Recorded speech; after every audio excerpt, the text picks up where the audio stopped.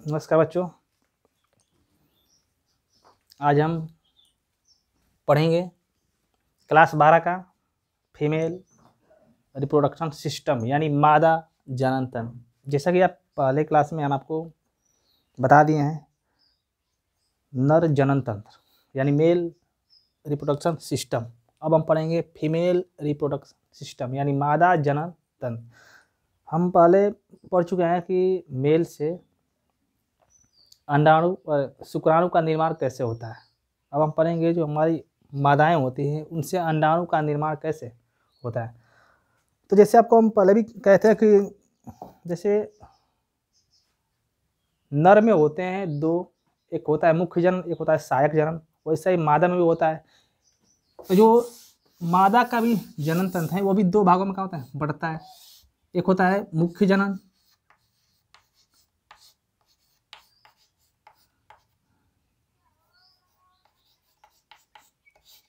एक होता है सहायक जनन। सहायक जननांग, एक होता है मुख्य जननांग, एक होता है कौन सा, सहायक जननांग। तो जो हमारा मुख्य जननांग होता है इसके अंतर्गत आता है अंडाशय।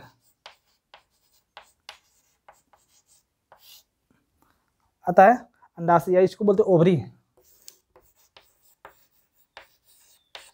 अंडाशय, इसी अंडाशय से अंडाणु का निर्माण होता है। इसी अंडाशय से क्या बनते हैं, अंडाणु का होता है निर्माण। जो हमारे सहायक होते हैं जननांग, एक बोलते हैं इसके आते हैं अंतर्गत, एक आता है अंडवाहिनी,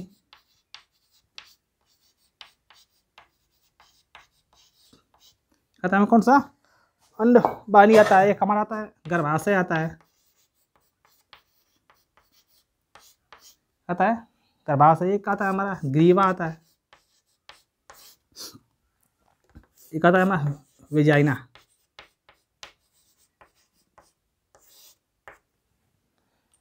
जो हमारा मुख्य जननांग होता है उसके अंदर अंडाशय या ओवरी आता है। जो हमारा सहायक जननांग होता है उसके अंदर आता है अंडवाहिनी, इसको बोलते हैं एफटी बोलते हैं। एफटी का मतलब फेलोपियन ट्यूब बोलते हैं। फेलोपियन ट्यूब के नाम से जानते हैं, इसको बोलते हैं यूट्रे बोलते हैं, यूट्रस बोलते हैं। गर्भाशय का बोलते हैं यूट्रस बोलते हैं, इसको बोलते हैं सर्विक्स बोलते हैं। विजाइना को यही बोलते हैं, विजाइना, VEGINA, विजाइना। यानी जो हमारे सहायक होते हैं जननांग, अंडवाहिनी होता है, फेलोपियन ट्यूब, गर्भाशय होता है, ग्रीवा होता है, वेजाइना होती है, और जो हमारा मुख्य होता है जननांग वो क्या होता है, अंडाशय होता है। तो अंडाशय से क्या बनते हैं, अंडाशय से ही अंडाणु का निर्माण होता है। अंडाशय से क्या होता है, अंडाणु का निर्माण। इतना तो आप देखिए, हम इसको एक फिगर के रूप में आपको समझाएंगे जिससे आप एक ही फिगर के अंतर्गत अंडाशय भी जान लीजिए, फेलोपियन ट्यूब भी जान लीजिए, गर्भाशय, ग्रीवा और क्या वेजाइना जान लीजिए। मिटाते हैं।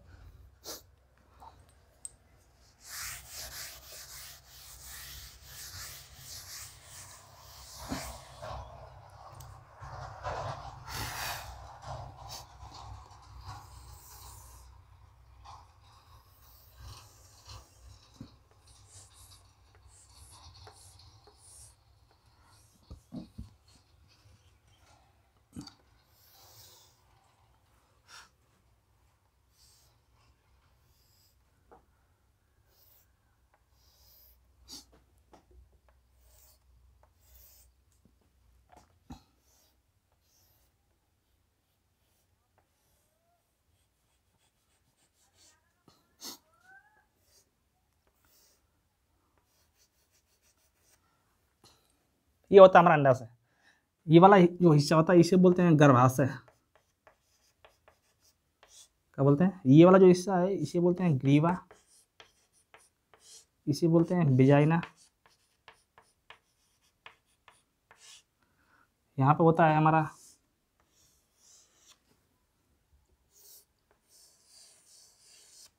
ये वाला हिस्सा होता है अंडाशय। और यहाँ से यहाँ वाली जो होती है नली, इसे बोलते हैं अंडवाहिनी। क्या बोलते हैं? अंडवाहिनी। इसी को बोलते हैं डिम्ब वाहिनी के नाम से जानते हैं। इसी को फैलोपियन ट्यूब के नाम से जानते। देखिए ये वाला जो इस पूरे अंडाशय में यानी उस अंडवाहिनी में एक उंगली नुमा संरचना होती है। इस उंगली नुमा संरचना को क्या बोलते हैं? फिम्बरी बोलते हैं। क्या बोलते हैं? फिम्बरी। एक में इसमें फैला हुआ था, इसे बोलते हैं एम्पूला।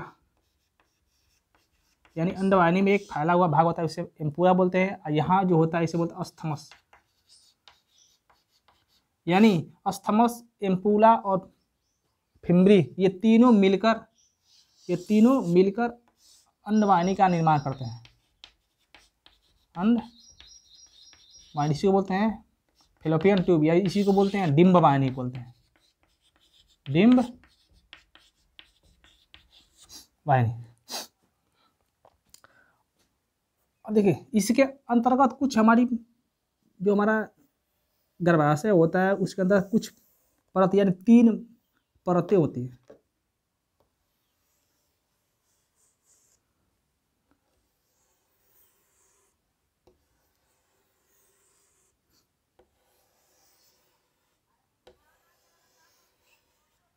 जो हमारा अंडाशय होता है वो 3 गर्भाशय वाला हिस्सा है, 3 परतों से मिलकर क्या होता है? बना। एक को बोलते हैं जो सबसे लास्ट वाला है ये वाला, इसको बोलते हैं एंडोमेट्रियम।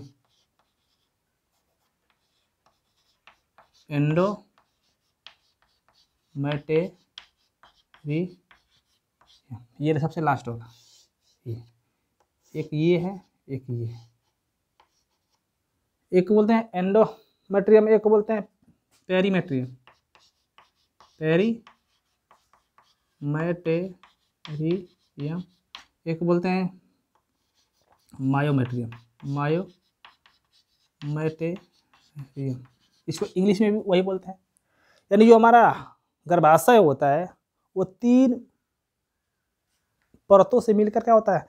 बना होता है। एंडोमेट्रियम, पेरीमेट्रियम और मायोमेट्रियम 3 हमारी क्या होती है? परतें होती है। पूछता है कि जो ये वाला हिस्सा क्या है हमारा? ये अंडाशय। पूछता है कि अंडाशय किसकी सहायता से गर्भाशय से जुड़ा होता है? तो ये होता है ये वाला जो होती है नली, इसे बोलते हैं मीजोबेरियम।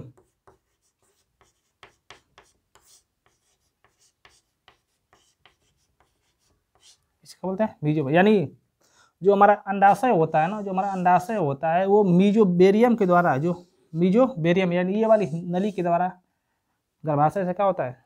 जुड़ा होता है।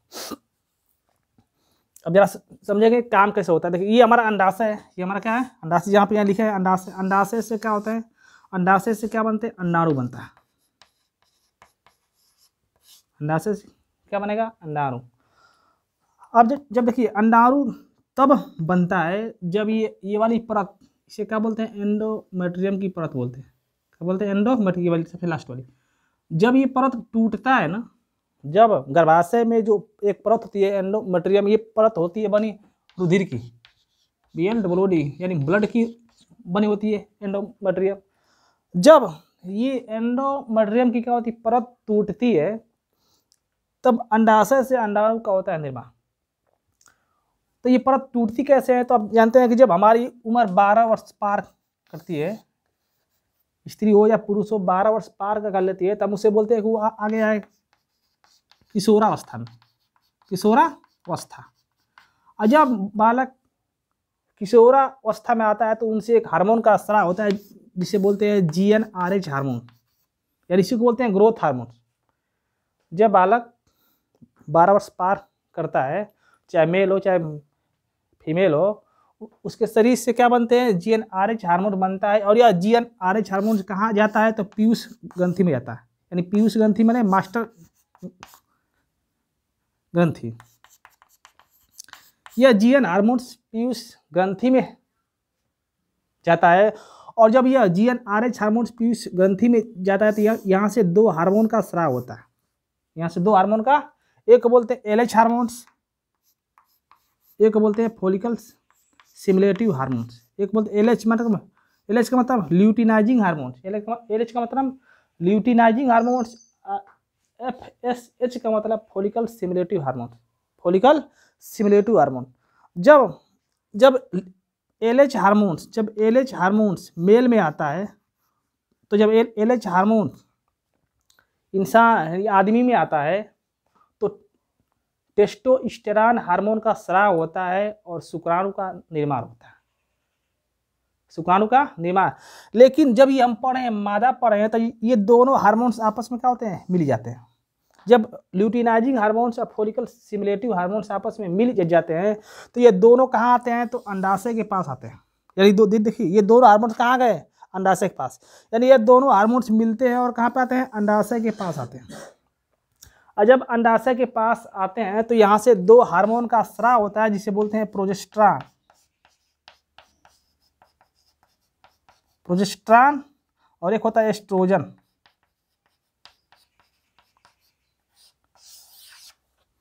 इसी को बोलते हैं सेक्स हार्मोन्स। यानी जब ल्यूटिनाइजिंग हार्मोन्स और फॉलिकल स्टिमुलेटिव हार्मोन्स अंडाशय के पास आते हैं तो अंडाशय से दो हार्मोन्स का होता है निर्माण जिसे बोलते हैं प्रोजेस्टेरॉन और कौन सा, एस्ट्रोजन। और जब देखिए जब ये एक बार ये दोनों हार्मोन्स एक बैग नहीं बनते हैं, ये पारापारी बनते हैं। पहले एक बनेगा फिर दूसरा बनेगा। तो जब सबसे पहले जो हमारे कौन बनता है, प्रोजेस्टेरॉन बनता है, तो ये वाली जो परत होती है जो एंडोमेट्रियम की क्या होती है, परत होती है ना, ये क्या होती है, टूट जाती है। क्या होती है, टूट जाती है। जब इसका निर्माण होता है तो जो एंडोमेट्रियम की क्या होती है, परत होती है, वो क्या होती है, टूट जाती है। और जब एंडोमेट्रियम की परत टूट जाती है तो आप जानते हैं ये किसका बना होता है, तो रुधिर का बना होता है। और जब रुधिर का होता है बना, जब ये परत टूटती है तो रुधिर का स्राव रीवा के माध्यम से, वेजाइना के माध्यम से बाहर होने लगता है। यानी यही जब एंडोमेट्रियम की परत टूटती है तो औरतों में मासिक धर्म की प्रक्रिया चालू होती है। आपको मालूम है कि जब मासिक धर्म आएगा उसी समय कब बनते हैं, अंडाणु का निर्माण होता है। तो जब ये एंडोमेट्रियम की क्या होती है, परत टूटती है तो उस समय क्या होता है, मासिक धर्म आता है, यानी ऋतु का स्राव होता है। और जब ऋतु का स्राव होता है तो यहाँ पे जो अंडाशय है जो किससे जुड़ा है, मीजोबेरियम से जुड़ा होता है। यह कहाँ आता है, यह टूट कर प्रोजेस्टेरॉन कहाँ आता है, इस अंडाशय में आता है और अंडाशय से अंडाणु का निर्माण होने लगता है। अंडाशय से क्या होता है, अंडाणु का निर्माण। और देखिए अंडाशय में एक कोशिका होती है, उसे बोलते हैं उगोनियम। क्या बोलते हैं,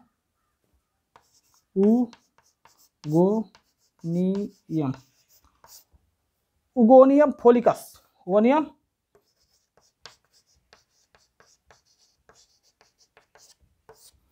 अंडाशय में एक कोशिका होती है, उससे बोलते हैं उगोनियम कोलिकस। अंडाशय में एक कोशिका होती है उगोनियम कोलिकस। जब उस उगोनियम कोलिकस कोशिकाओं में प्रोजेस्टेरॉन का स्राव जाता है तो ये इसी कोशिकाओं से अंडाणु का निर्माण होने लगता है। और जब अंडाणु का निर्माण होने लगता है तो इसके ऊपर क्या बन गया, हमारे अंडाशय के ऊपर क्या बन गया, अंडाणु बन गया। अब अंडाणु जब बन गया तो जो ये आपको देख रही है उंगली नुमा संरचना, ये ऐसे हिलती है। क्या करती है, फिम्बरी जो बोलते हैं, फिम्बरी, ये ऐसे हिलती है और क्या करती है, यह जो अंडाशय पे अंडाणु बने है उसको ग्रहण करती है। क्या करती है, तो जो इस अंडाशय पे अंडाणु का निर्माण हुआ है उसको फिम्बरी क्या करती है, ग्रहण करती है। और जब फिम्बरी ग्रहण करती है तो फिम्बरी अंडाणु को लेकर कहाँ आती है, एम्पूला के पास आती है। कहाँ पर आती है, एम्पूला। एम्पूला क्या होता है, एम्पूला अंडवाहिनी का एक भाग होता है। यानी एम्पूला एक थैलीनुमा क्या होती है, संरचना होती है जहाँ पे शुक्राणु आके क्या होता है, इकट्ठे होते हैं। और यहाँ पे एम्पूला में क्या होता है, अंडाणु का पोषण होता है। अंडाणु का क्या होता है, पोषण किया जाता है। देखिए अंडाणु बने कहाँ पे, अंडाशय के पास। अंडाशय को ग्रहण कौन किया, फिम्बरी। फिम्बरी के माध्यम से अंडाणु कहाँ आए, तो एम्पूला में आए। एम्पूला क्या होती है, एम्पूला एक थैलीनुमा संरचना होती है जहाँ पे क्या होता है, अंडाणु का पोषण किया जाता है। और देखिए जब यहाँ पे उस अंडाणु का पोषण हो जाएगा तो अंडाणु कहाँ आ जाएंगे, अस्थमस में आकर रुक जाएंगे। या तो देखिए यहाँ पे है या तो यहाँ पे, बताइए दोनों एक ही है। अंडाणु बने यहाँ पे फिम्बरी के माध्यम से, एम्पूला के माध्यम से कहाँ गए, अस्थमस में आ गए। अब यहाँ पे अब देखिए जो अंडाणु कहाँ पे आ गया, अस्थमस में आ गए। तो अस्थमस में क्या होता है, अस्थमस में ही निषेचन की क्रिया संपन्न होती है। अस्थमस में क्या होता है, अस्थमस में निषेचन की जो क्रिया होती है वो क्या होती है, संपन्न होती है। अब देखिए यहाँ पे अस्थमस में क्या आएगा, अंडाणु आएगा, और अंडाणु आके यहाँ पे क्या हो जाएगा, रुक जाएगा। अंडाणु क्या होगा, रुक जाएगा। अब देख रहे हैं कि ये सब क्रिया कब होती है, जब ये वाली परत क्या होती है, टूटती है। तो अभी कह रहे हैं कि जब ये प्रोजेस्टेरॉन बनता है तो ये वाली क्या होती है, परत क्या हो गई, टूट गई। तो ये सब ना टूटेगी, लेकिन ये अभी क्या करेगी, जुड़ भी जाएगी। आपको मालूम है कि मासिक जो धर्म होता है वो 2 से 3 दिन का होता है, यानी हमेशा ये एंडोमेट्रियम की परत टूटती है, जुड़ती है, टूटती है और क्या होती है, जुड़ती है। ये टूट गई। अब देखिए हमारा अंडाशय जो अंडाणु कहाँ गया, अस्थमस में आ गया। अब अस्थमस में क्या होता है, अस्थमस में निषेचन की क्रिया संपन्न होती है, यानी इसी अस्थमस में शुक्राणु और अंडाणु का क्या होता है, मेल होता है। क्वेश्चन पूछता है कि मादा जननांग के किस हिस्से में निषेचन की क्रिया संपन्न होती है, तो वो कौन सा है, या तो अस्थमस रहेगा या अंडवानी रहेगा। दोनों ऑप्शन सही है, या तो ये रहेगा तो ये नहीं, ये रहेगा तो ये नहीं, यानी अस्थमस में होता है। अब अस्थमस में अंडाणु क्या हो गया, रुक गया। अब यहाँ पे क्या हुआ, निषेचन हुआ। अब जब निषेचन हुआ तो इसी अंडाणु से आकर क्या मिल गए, शुक्राणु मिल गए। देखिए मिल गए, यानी निषेचन की क्रिया क्या हो गई, संपन्न हो गई। अब यहाँ पे जब शुक्राणु आपस में, जब अंडाणु और शुक्राणु दोनों आपस में मिल गए, तो अब यहाँ से क्या करेंगे, अस्थमस से खींच कर कहाँ आएंगे, गर्भाशय में आ गए। यानी अब यह दोनों यहाँ से उठ के कहाँ जाएंगे, गर्भाशय में आ गए। कहाँ पे आ गए, गर्भाशय में आ गए। अब यहाँ पे क्या है, यहाँ पे अंडाणु और शुक्राणु दोनों आपस में क्या हो गए, मिल गए। जब ये दोनों यहाँ पे मिल गए, कहाँ पे आ गए, गर्भाशय में आ गए। तब बीच में तो रहेंगे नहीं, अब चाहे इधर जाएंगे चाहे इधर जाएंगे, क्यों नोट तो अबे करेंगे, चाहे ऊपर जा चाहे नीचे जा। और जब चाहे हनी आवे चाहे हनी आवे, तो अब मान लिया कि अगर यहाँ से यह अंडाणु शुक्राणु उठे, कहाँ गए, यहाँ पे आ गए। देखिए पहले कहाँ थे, पहले अंडाणु था, अंडाणु में क्या मिल गए, शुक्राणु मिल गए। और जब दोनों आपस में मिल गए, कहाँ पे आ गए, गर्भाशय में आ गए। गर्भाशय में आए तो ये कहाँ भाग रहे, ये किसी परत की ओर भागेंगे, बीच में तो रहेंगे नहीं। तो यह चाहे इधर आएंगे चाहे यहाँ आएंगे। तो मान हम कह दिए कि यहाँ से यहाँ आ गए, यहाँ से। अब देखिए यहाँ से अंडाणु शुक्राणु मिलकर कहाँ गए, यहाँ आ गए। और जब तक ये यहाँ आते हैं तब तक क्या होता है, इस एस्ट्रोजन का निर्माण हो गया। और जब भी गर्भाशय में एस्ट्रोजन का निर्माण होगा तो पुनः क्या बन जाएगी, एंडोमेट्रियम की परत क्या होती है, बन गई। देखो पुनः एक बार टूट गई थी, पुनः क्या हो गई, बन गई। और जब टूट गई पुनः बनी तो देखिए अब क्या हुआ, जो हमारा अंडाणु और शुक्राणु है कहाँ हो गया, बीच में फंस गई। बीच में क्या हो गई, फंस गई। यानी उस अंडाणु शुक्राणु के ऊपर क्या बन गया, परत बन गया। और जब परत बन गई तो ये तो अब यहाँ से भागना पड़ेगा। और जब तक परत नहीं बनेगा तब तक क्या होगा, यह अंडाणु शुक्राणु वेजाइना के माध्यम से क्या हो जाएगा, बाहर आ जाएगा। लेकिन जब इसके ऊपर क्या होती है, परत बन जाती है, पुनः एंडोमेट्रियम की क्या होती है, परत बन जाती है, तब क्या होता है, यही से क्या होता है, गर्भ का निर्माण क्या होता है, चालू हो जाता है। क्योंकि इसके ऊपर क्या बन गई, एंडोमेट्रियम की परत क्या हो गई, बन गई। और जब एक बार गर्भ में भ्रूण बन गया ना, तो इन दोनों का स्राव होना क्या हो जाएगा, बंद हो जाएगा। यानी इनका प्रोजेस्टेरॉन और एस्ट्रोजन का स्राव होना क्या हो जाएगा, बंद। और जब प्रोजेस्टेरॉन और एस्ट्रोजन का स्राव होना बंद हो जाएगा तो मासिक धर्म की क्रिया क्या हो जाएगी, रुक जाएगी। और जब मासिक धर्म रुक जाएगा तो क्या होगा, गर्भ में क्या बन गया, बच्चा बन गया। और जब गर्भ में बच्चा बन गया तो ये 9 माह तक इसका क्या हुआ, विकास हुआ। तो इसके अंदर 2 होती है परत, कौन सी, पेरीमेट्रियम और मायोमेट्रियम की होती है परत। यह क्या करती है, दोनों संकुचन का काम करते हैं। और इसी पेरीमेट्रियम और मायोमेट्रियम से रिलैक्सिन हार्मोन का स्राव होता है। क्या होता है ऐसा, रिलैक्सिन हार्मोन का स्राव होता है। या जब भी रिलैक्सिन हार्मोन का स्राव होगा, ये वाली जो ग्रीवा वाला भाग क्या हो जाएगा, चौड़ा हो जाएगा। और जब भी रिलैक्सिन हार्मोन का स्राव होगा तो ये ग्रीवा वाला भाग क्या होगा, चौड़ा हो जाएगा। और जब ग्रीवा वाला भाग चौड़ा हो जाएगा तो यहाँ पे जो गर्भाशय में जो बच्चा पल रहा है वो वेजाइना के माध्यम से कहाँ जाएगा, बाहर आ जाएगा। इसी क्रिया को बोलते हैं प्रसव। तो ध्यान देना, जो प्रसव में जो होता है, प्रसव में भाग लेते हैं कौन सा, पेरीमेट्रियम और एंडोमेट्रियम, क्योंकि इन्हीं से क्या होता है, रिलैक्सिन हार्मोन का स्राव होता है। और जब तक रिलैक्सिन हार्मोन का स्राव नहीं होगा तब तक बच्चा पैदा नहीं होगा। यही जो हार्मोन है, रिलैक्सिन हार्मोन है, ये प्रसव के समय दर्द भी बनाता है। जब तक इसका स्राव नहीं होगा तब तक औरतों को दर्द नहीं होगा, जब तक दर्द नहीं होगा तब तक बच्चे नहीं होंगे। इसीलिए जब हम डॉक्टर के पास जाते हैं, हमारा टाइम पूरा होता है, तो रिलैक्सिन हार्मोन का क्या होता है, इंजेक्शन लगता है, जिनसे औरतों में ज़बरदस्ती दर्द की क्रिया अपनाई जाती है। अब इतना सारा होता है ना, अगर मान लो कि अगर हम चाहते हैं कि भाई हमारा गर्भ न रुके, गर्भ यानी हमारे पेट में बच्चा न बने, तो क्या करते हैं, बहुत लोग क्या करते हैं, ज़बरदस्ती दवा खाते हैं। जब भी दवा खाएंगे तो उसमें एस्ट्रोजन की मात्रा होती है, और जब एस्ट्रोजन की मात्रा पूरा खाते हैं तो ये वाली परत पुनः क्या होती है, टूट जाती है। और जब ये परत टूट जाएगी तो ये क्या होगा, जो गर्भ में बच्चा है वो सीधे ग्रीवा से होते हुए वेजाइना के माध्यम से कहाँ आ जाएगा, बाहर आ जाएगा। तो ये था हमारा कौन सा, मादा जनन तंत्र। अगले क्लास में हम पढ़ेंगे दूध का स्राव, यानी अब आपको मालूम होगा कि जब बच्चे होते हैं तभी औरतों का दूध बनता है। आखिर क्यों बनता है, इसके पहले क्यों नहीं बनता है दूध, इसके बारे में हम जानेंगे कल। तब तक के लिए धन्यवाद, नमस्कार।